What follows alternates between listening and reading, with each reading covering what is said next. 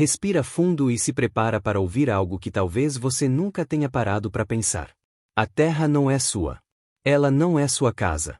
Ela é apenas o local onde você foi acolhido por um tempo, como um hóspede, como um inquilino. E, como todo inquilino, um dia você terá que prestar contas do que fez com esse lar que não te pertence. Maíse Braga nos convida, com sua voz suave e direta, a olhar com coragem para um fato urgente. O planeta vai cobrar o preço. Não apenas pelos rios sujos, pelas florestas derrubadas ou pelo ar poluído, mas também pelas escolhas que fazemos todos os dias, pelo desrespeito aos outros e a nós mesmos, pela terra interior que não cultivamos. Essa palestra é um chamado espiritual. Um alerta velado. Porque, enquanto você acredita que tem tempo, a Terra já está em contagem regressiva. Assista até o fim. Cada palavra dessa mensagem carrega o peso de séculos de reencarnações, de erros e aprendizados. Que alegria estar aqui com vocês. Cada vez que nos encontramos para pensar sobre nós mesmos e a nossa tarefa no mundo, é uma hora privilegiada. A hora em que a nossa alma é convidada a rever o destino e infelizes de nós se nós não aproveitamos essa oportunidade para conhecer muita gente, para saber dos outros, para nos abrir para o outro e levar aos nossos trabalhos de origem toda a informação que nós possamos dar. Mas o tema que me coube é terrível, porque diz: terra, nós não somos donos desse imóvel. Mas quando eu li, eu pensei, não somos donos, mas somos inquilinos. Inquilinos tão frequentes que mal dá tempo de desencarnar e voltar.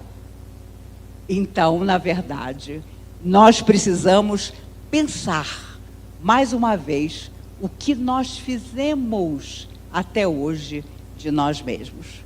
Mesmo que tenhamos chegado na doutrina espírita aparentemente tarde, nós precisamos fazer valer cada segundo do conhecimento que passamos a ter e de tudo que nós podemos realizar. Houve uma escritora muito famosa e considerada, que vocês devem conhecer, chamada Virginia Woolf. Ela tinha uma depressão que nada conseguia vencer. Ela teve vários relacionamentos e um dia encontrou um homem que preencheu o seu desejo de encontrar um companheiro. E ele era um companheiro de verdade, que se preocupava com ela, com as suas tristezas, e fizeram uma viagem juntos, ela aparentando estar muito melhor dos seus conflitos. Voltaram para casa e um dia ele disse: eu vou precisar fazer uma pequena viagem de um dia só. Ela disse: vá com Deus, não se preocupe comigo, eu vou ficar aqui, estou bem, depois quando você voltar, conversamos. Ele viajou. Ela, que havia tentado convencê-lo de que ela estava realmente muito bem, pegou um roupão, vestiu, encheu os bolsos do roupão de pedras, foi até o fundo da sua casa, entrou no rio e desapareceu. Ela deixou uma carta dizendo o quanto ele tinha sido importante para ela, mas o quanto ela não conseguia vencer aquela tristeza que na época não se chamava depressão, que nada fazia desaparecer. Muitos de nós que chegamos à doutrina espírita um dia, carregávamos essa mesma tristeza. E às vezes nós temos tanta preocupação de chegarmos às ONGs, de nos colocarmos em grupos de trabalho no bem, mas nos esquecemos de uma terra que é maior que o nosso planeta, que é a que está dentro de nós. O nosso coração. Aquilo que tantas vezes nós traímos, enganamos e passamos por grandes dificuldades quando não conseguirmos ser sinceros nos nossos sentimentos. é importante demais que conhecimento da doutrina espírita nos faça ser mais do que ecológicos, nos faça ser realmente solidários com todas as situações difíceis que nós podemos modificar. Eu já conheci muita gente nesses 51 anos de espiritismo que eu tenho, e eu posso falar porque, infelizmente ou felizmente, meus compromissos são grandes, então eu sempre fui chamada às tarefas. Não adianta você fugir. E a verdade é que eu percebo que as pessoas são muito espiritualizadas em certas ocasiões, mas para outras coisas não. Conheci muito espírita preconceituoso. Aliás, existem até hoje espíritas racistas, o que eu não consigo entender de jeito nenhum. Como que você, sabendo que a reencarnação existe, pode ter qualquer tipo de preconceito? Como? Se nós mudamos de corpo, quantas vezes forem necessárias para o nosso processo evolutivo. E a verdade é que passam-se os séculos e as dificuldades do homem são sempre as mesmas. O aceitar o outro, o olhar o outro, porque até olhar o outro nós deixamos de conseguir. Eu me recordo quando a pandemia começou, eu disse à minha filha, quando isso acabar, nós todos seremos muito melhores. Ela, que é psicóloga clínica, disse, mãe, não se iluda. Não vai haver essa melhora que você está pensando. E realmente não houve, porque a confusão foi geral. Teve mãe que descobriu que o filho não era tão brilhante quanto ela achava, porque ela foi olhar os deveres de casa do filho. Houve casais que descobriram que não se gostavam como achavam que se gostavam, e por aí vai. Então nós precisamos saber que a cada dia estamos sendo chamados a transformar a Terra. Mas não adianta falar de terceiro milênio, como tanta gente anda falando, se esse terceiro milênio só vai chegar quando estiver portas adentro do nosso coração. Não duvidemos disso. Se não começar de cada um de nós, não haverá terceiro milênio. Por isso perguntava a Chico Xavier, quando que você calcula, Chico, que vamos começar a ter uma terra de pessoas regeneradas? E ele dizia, uns 200, 300 anos. Olha só, e era Chico Xavier. E há quem diga, não, terceiro milênio já começou, crianças de luz estão voltando. Olha, confesso a vocês, eu sou tão endividada que até agora eu só encontrei capirotos. Vocês sabem, mistura de capeta com garoto. E o pior, depois da palestra, é que junta a mãe para dizer assim, olha, Maíse, conversa com meu filho, ele é um ser iluminado.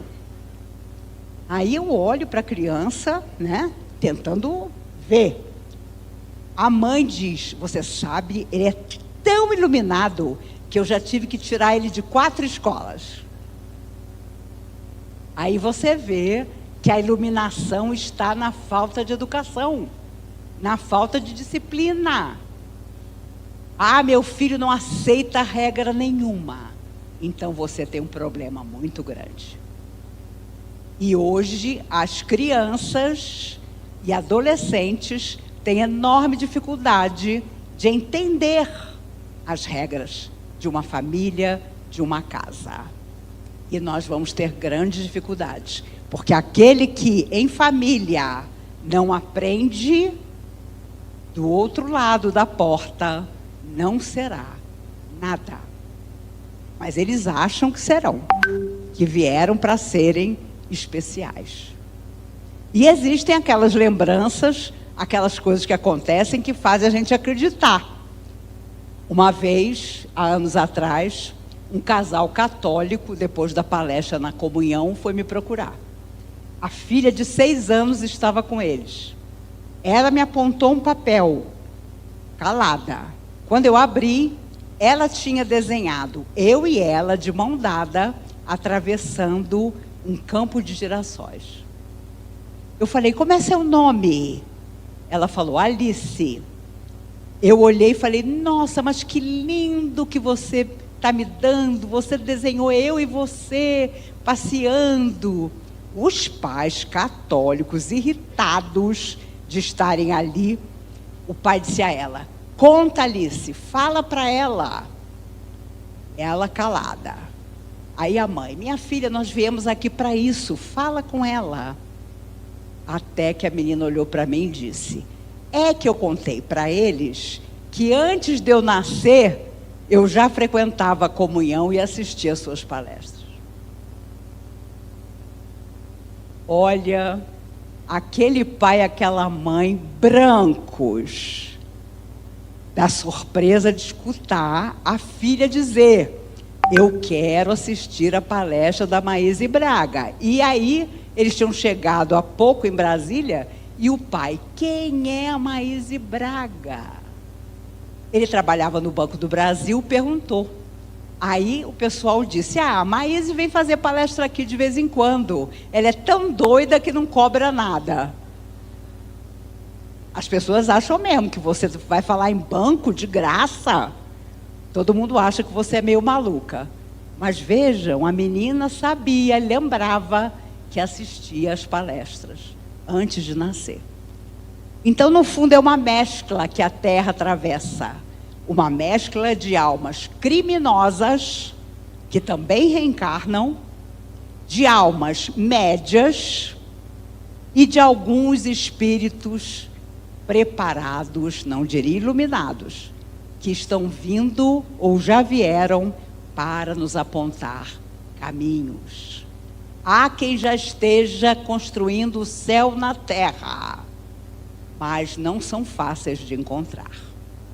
O que nós não podemos é acreditar que, preservando a natureza, nós poderemos estar esquecidos desse mundo interior, dessa terra que há tanto tempo nós precisamos cultivar. Se vocês me permitem, eu vou sentar. E por quê? Ah, que maravilha! Quem inventou a cadeira, meu Deus do céu, foi um ser iluminado. Deixa a minha fisioterapeuta escutar que eu sentei durante uma palestra. Ela vai dinamizar os meus exercícios até eu cair dura.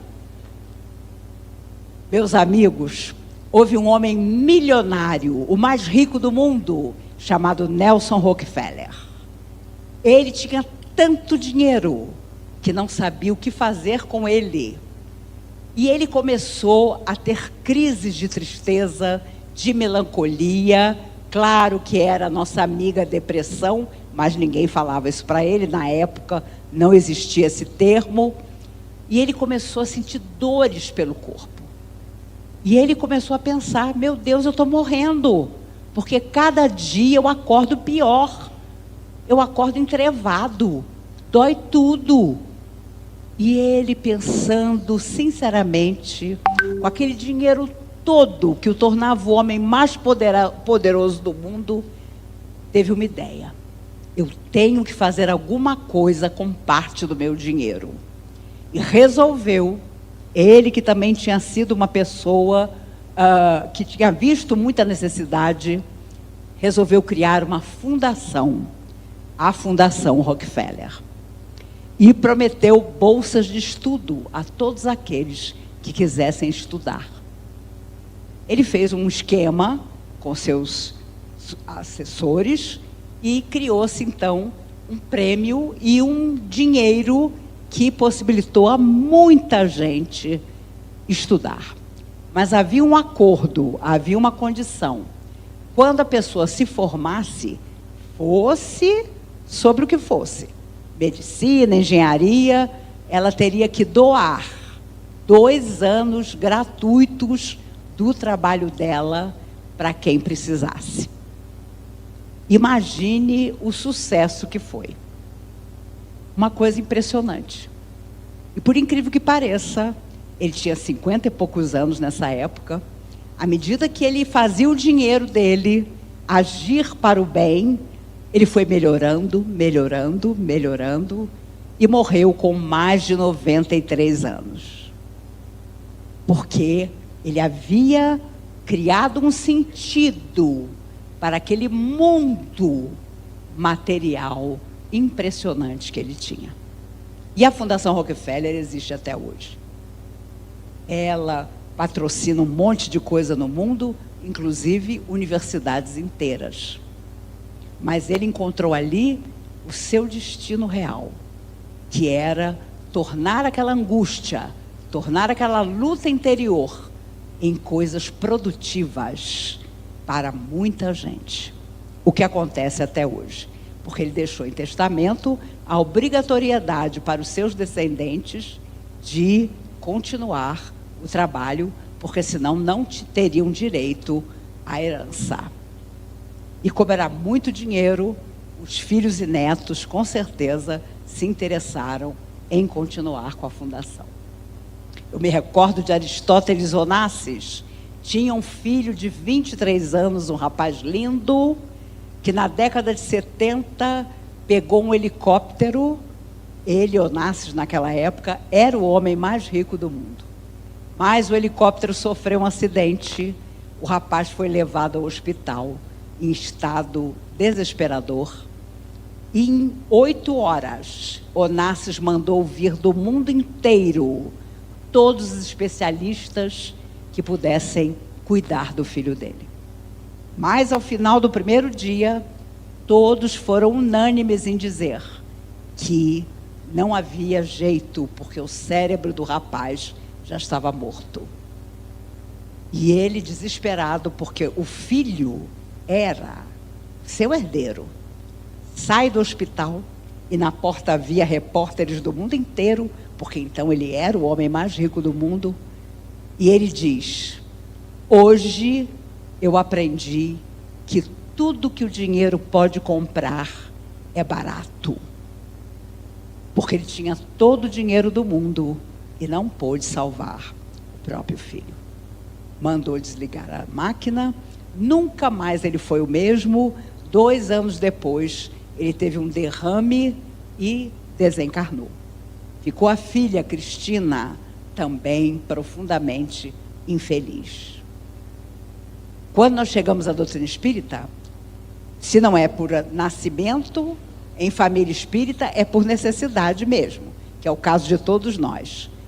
E claro, depois de melhorar, alguém nos propõe trabalho.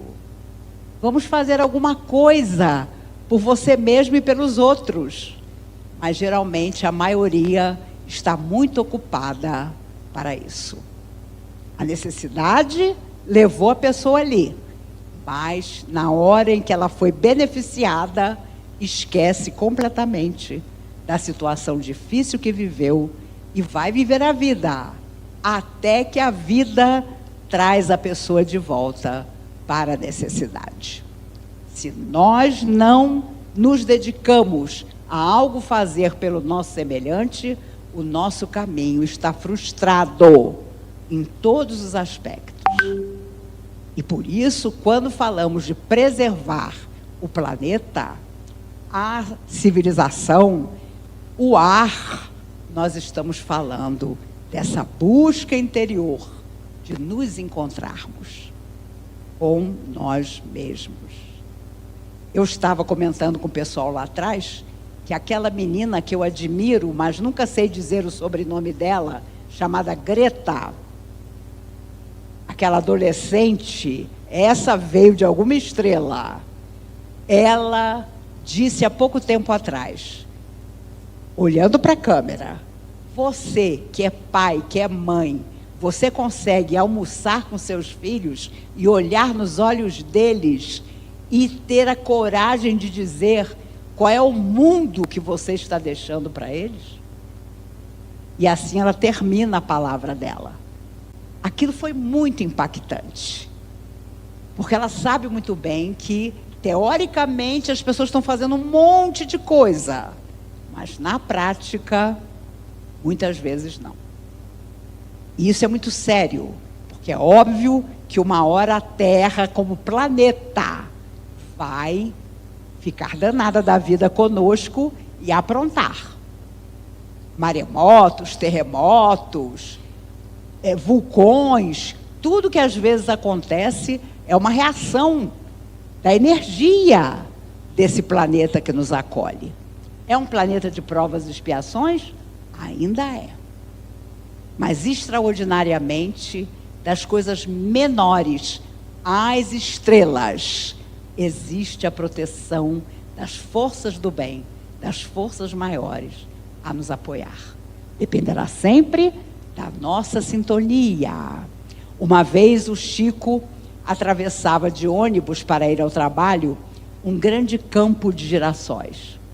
E todo dia dentro do ônibus ele olhava pela janela aqueles girassóis e fazia uma prece. Oh, meu Deus, que campo lindo de girassóis. Obrigada, Senhor, por essa alegria de ir para o trabalho e ver esses girassóis aqui. Um dia, o ônibus furou o pneu. Era um ônibus tão velho que o motorista pediu para todo mundo descer, porque ele tinha que consertar. O Chico se afastou um pouquinho. Ele vê sair do campo de girassóis 2 jovens espíritos desencarnados.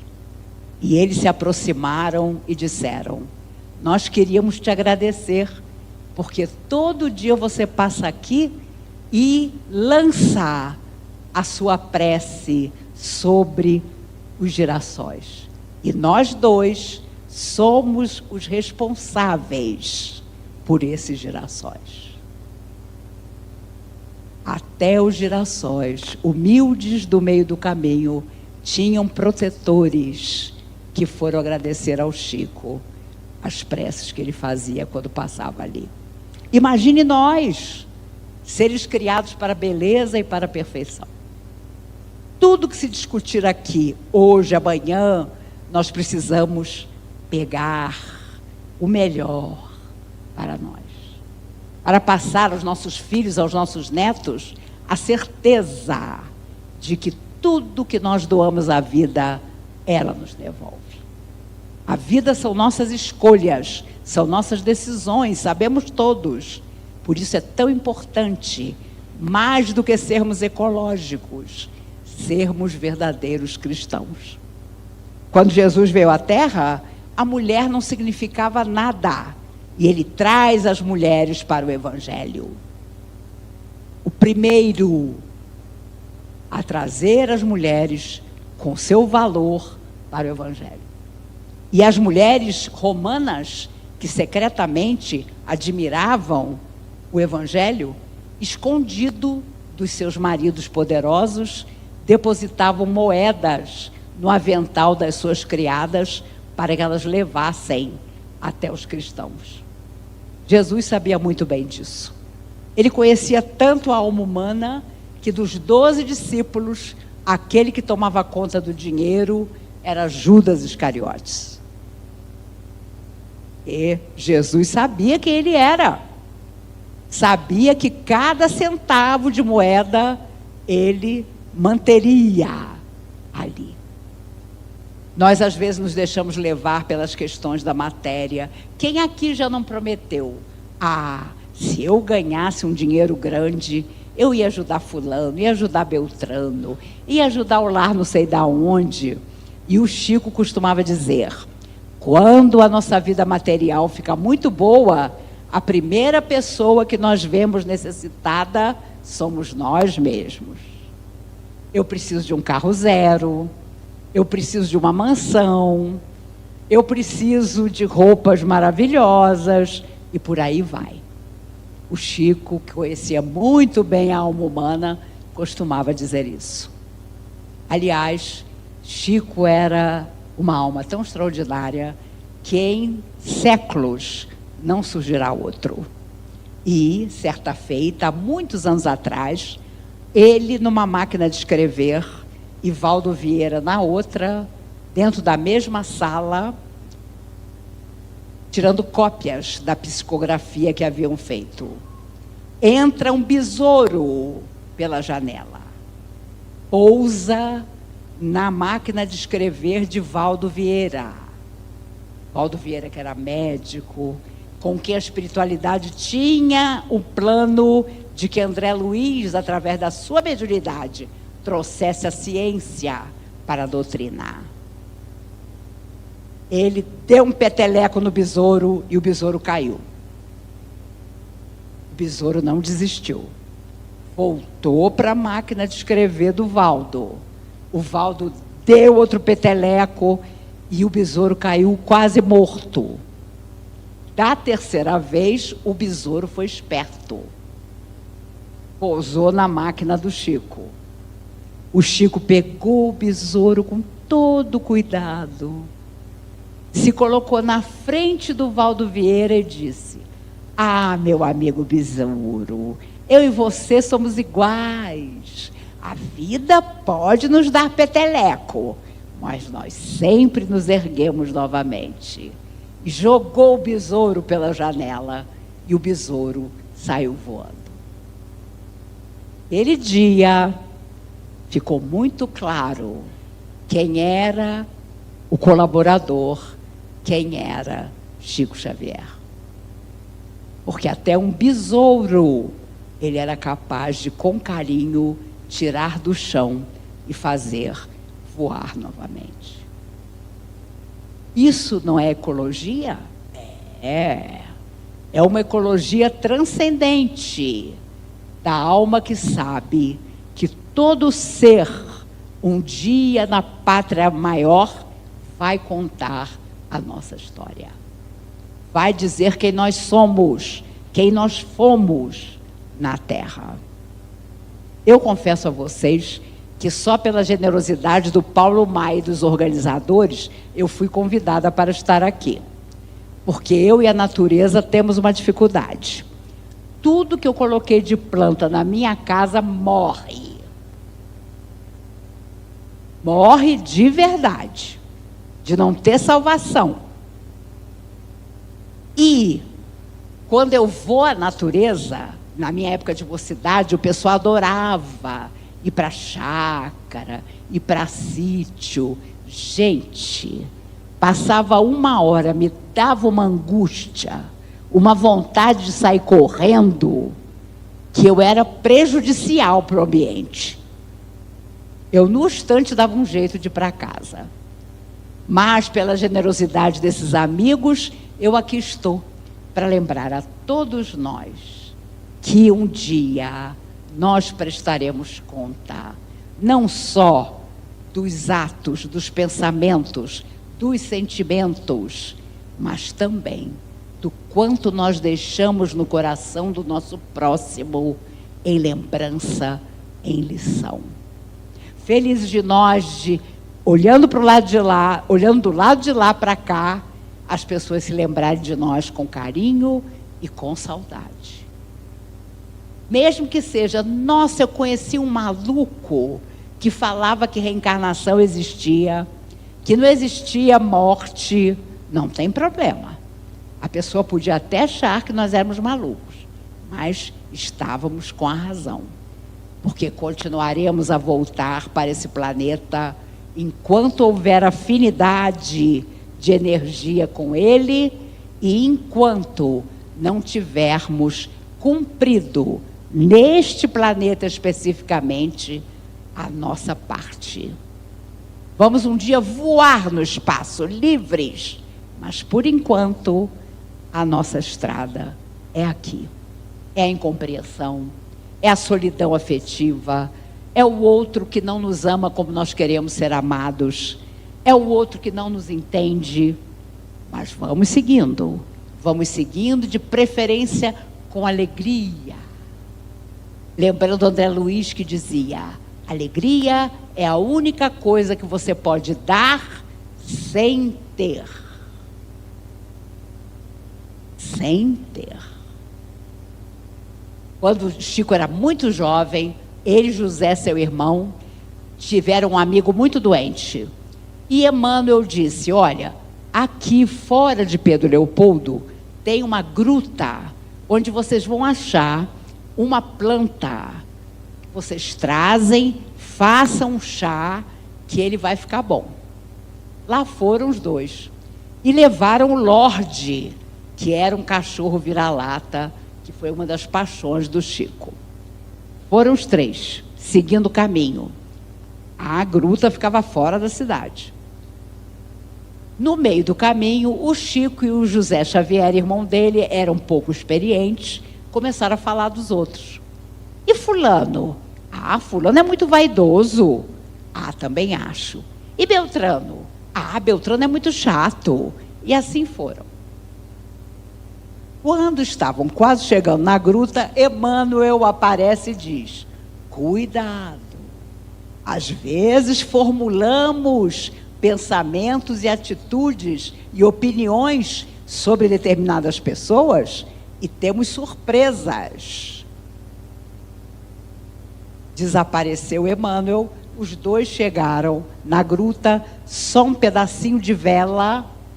Chico acendeu, no meio do caminho a vela apagou e os três no escuro, os dois e o Lorde. Acharam a planta, mas como voltar? Eles não conheciam o caminho para sair da gruta. E aí começou a dar um pavor.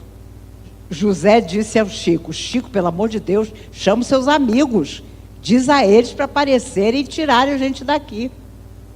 Emmanuel aparece tranquilo e disse: soltem o Lorde. De vocês, o único que conhece a saída é o cachorro. O cachorro que não tem o raciocínio de vocês. O cachorro que aparentemente não tem os sentimentos de vocês. O cachorro que é considerado inferior é que vai tirar vocês daqui. E num segundo, o Lorde saiu correndo e encontrou a saída. O Chico contava essa história para nos lembrar que quantas vezes na vida formulamos críticas ou opiniões desairosas aos outros, esquecidos que muitas vezes virá do outro que nós estamos criticando a solução para nós na nossa hora mais difícil. Já comentei com vocês, tinha um gato que era o terror da rua do Chico. Enfrentava cachorro, enfrentava o que fosse. Enfrentava os outros gatos, então nem se fala. Um dia alguém envenenou o gato. E alguém correu e disse: Chico, aquele gato da rua está morrendo envenenado no seu jardim. O Chico não podia ver ninguém sofrendo. Foi até lá, pegou o gato e começou a conversar com ele. O que aconteceu com o senhor? E o gato, desesperado, já morrendo com veneno.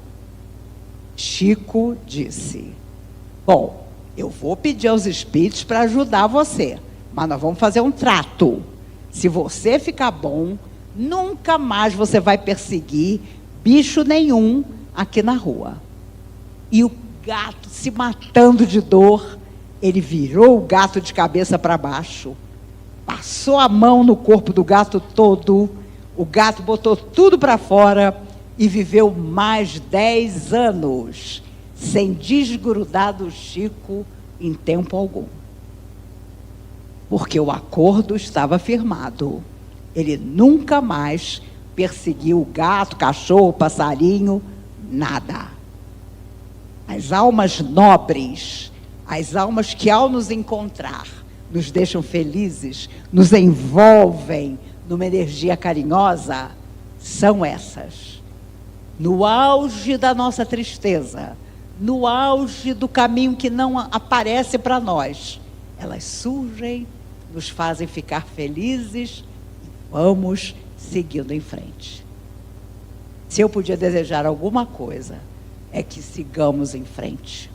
Talvez desanimando de vez em quando, mas sem desistir jamais. Desistir nós já fizemos em outras vidas.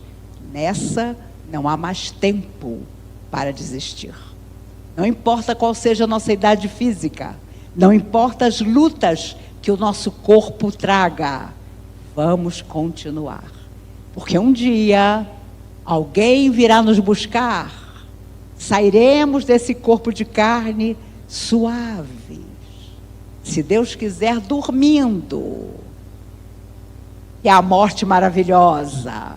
Uma vez eu contei isso numa palestra e uma senhora depois veio falar comigo: Maíse, joguei fora todas as minhas camisolas velhas. Só comprei camisola bacana, porque se eu morrer dormindo, eu vou sair do corpo linda. Gente, quando eu cheguei em casa, que eu abri a minha gaveta de camisola, tinha do Piu-Piu, do Mickey, do Frajola. Aí eu falei para os espíritos: vocês já estão acostumados comigo, né? Me levem assim mesmo. Me levem assim mesmo. Obrigada, meus amigos. E agora que você chegou até aqui, é impossível sair ileso. Você não é mais o mesmo. A Terra é uma casa emprestada. E vai chegar o momento em que cada um de nós vai ter que devolvê-la, com as marcas que deixamos nela, com as vibrações que espalhamos, com o amor ou a destruição que semeamos. Maíse Braga nos lembra que o verdadeiro terceiro milênio não vai começar com tecnologia ou política, mas quando ele nascer dentro do nosso coração. E quando isso acontecer, a Terra vai deixar de ser um planeta de provas e expiações e passará a ser uma morada de almas despertas. Mas isso depende de mim. Depende de você. Que legado você está deixando? Respira fundo e assume esse compromisso com a vida. Com a sua alma.